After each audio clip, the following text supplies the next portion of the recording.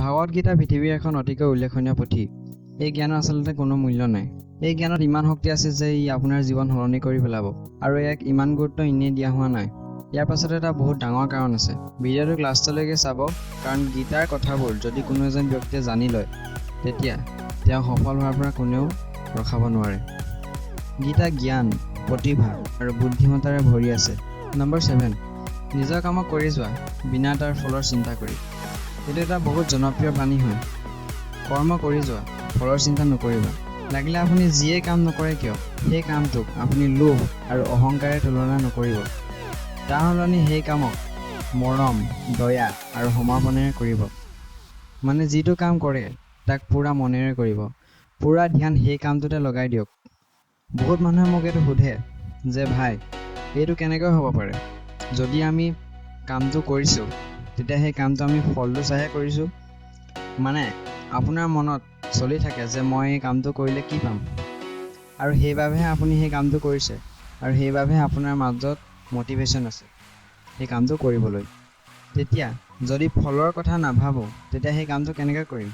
চোৱা ভাই, ইয়াত কথা ধ্যান লগাই কামটো কৰাৰ হয়।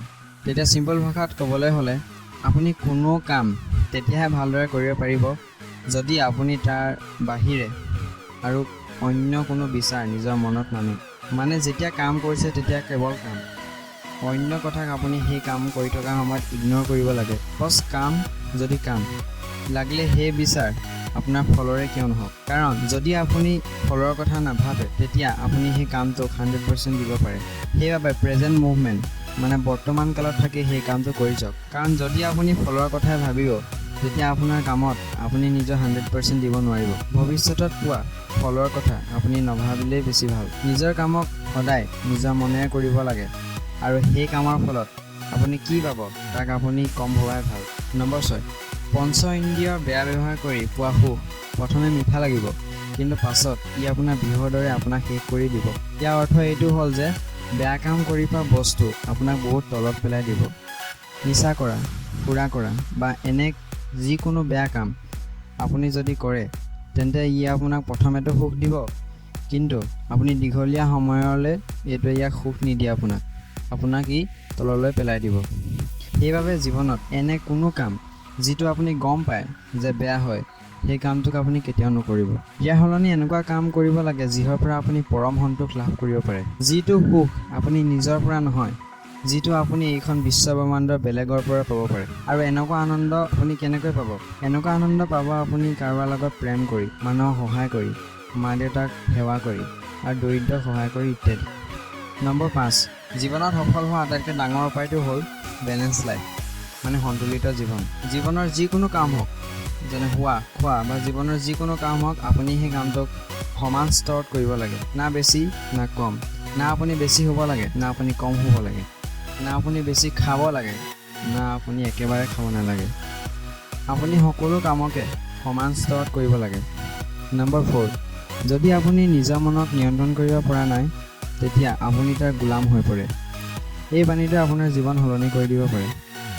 আপোনাৰ জীৱনত এনে এটা বস্তু জৰুৰ থাকিব যিটো আপুনি এৰিব বিচাৰে, কিন্তু আপুনি সেইটো এৰিব পৰা নাই। আপুনি আপোনাৰ মনক নিয়ন্ত্ৰণ কৰিব লাগিব, নহ'লে ই আপোনাক নিয়ন্ত্ৰণ কৰিব।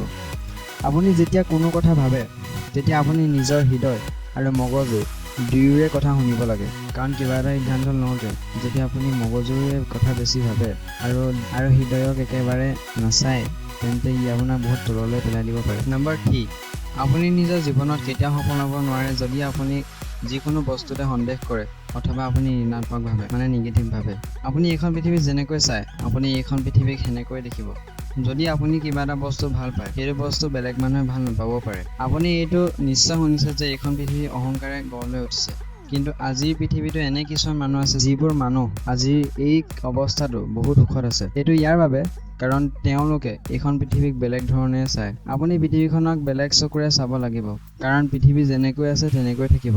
আপুনি যেতিয়ালৈকে নিজক সলনি নকৰে, তেতিয়ালৈকে আপুনি এই পৃথিৱীখনক সলনি কৰিব নোৱাৰে। সেইবাবে যদি আপুনি সুখত থাকিব বিচাৰে, তেতিয়া আপুনি নিজৰ চোৱাৰ ধৰণটো সলনি কৰক, আৰু সকলো বস্তুকে ধনাত্মক চকুৰে চাওক, আৰু অহংকাৰক খেদি দিয়ক। নম্বৰ 2, এইখন পৃথিৱীত যিজনে অহংকাৰ কৰে, তেওঁ কাহানিও সুখ অৰ্জন কৰিব নোৱাৰে। যিবোৰ বস্তু আপোনাৰ ওচৰত এতিয়া আছে সেই বস্তুবোৰ আপুনি হেৰাব পাৰে, কাৰণ যিকোনো বস্তু আপোনাৰ ওচৰত সদায় নাথাকে। আৰু এতিয়া যদি আপুনি কিবা এটা বস্তু পোৱা নাই, তেতিয়া এইটো নাভাবিব যে আপুনি সেই বস্তুটো গোটেই জীৱন জুৰিয়ে নাপাব, কাৰণ সময় সদায় পৰিৱৰ্তন হৈ থাকে। সেইবাবে আপুনি কেতিয়াও কাৰোবাক নিজৰ তলত বা ওপৰত বুলি নাভাবিব। সকলোকে সমান দৃষ্টিৰে চাব আৰু সদায় ধনাত্মক ভাবিব। নম্বৰ 1, কোনো মানুহে নিজৰ জীৱনত তেতিয়াই সম্পূৰ্ণভাৱে সফল হ'ব যিজনে নিজে ভাল পোৱা কামটো কৰিব। ইয়াকে আমি মডাৰ্ণ ভাষাত পেছন বুলি কওঁ, অৰ্থাৎ টেলেণ্ট। আপুনি সেইটো কামকে কৰক যিটো কাম আপুনি কৰি ভাল পায়, নহ'লে আপুনি পিছত গৈ পস্তাব যে মই কামটো কেলৈ নকৰিলোঁ। মানুহে যিয়ে কয় ক'বলৈ দিয়ক, আপুনি বছ নিজৰ প্ৰতিভাক ফ'ল' কৰক। ভিডিঅ'টো কেনেকুৱা লাগিল তলত কমেণ্ট জৰুৰ কৰিব, লাইক আৰু শ্বেয়াৰ জৰুৰ কৰিব, আৰু যদি আপুনি নতুন হয় তেন্তে চেনেলটোক ছাবস্ক্ৰাইব কৰিব আৰু মোৰ ভিডিঅ'টোৰ ন'টিফিকেশ্যন পাবলৈ বেল আইকনটো প্ৰেছ কৰি দিব।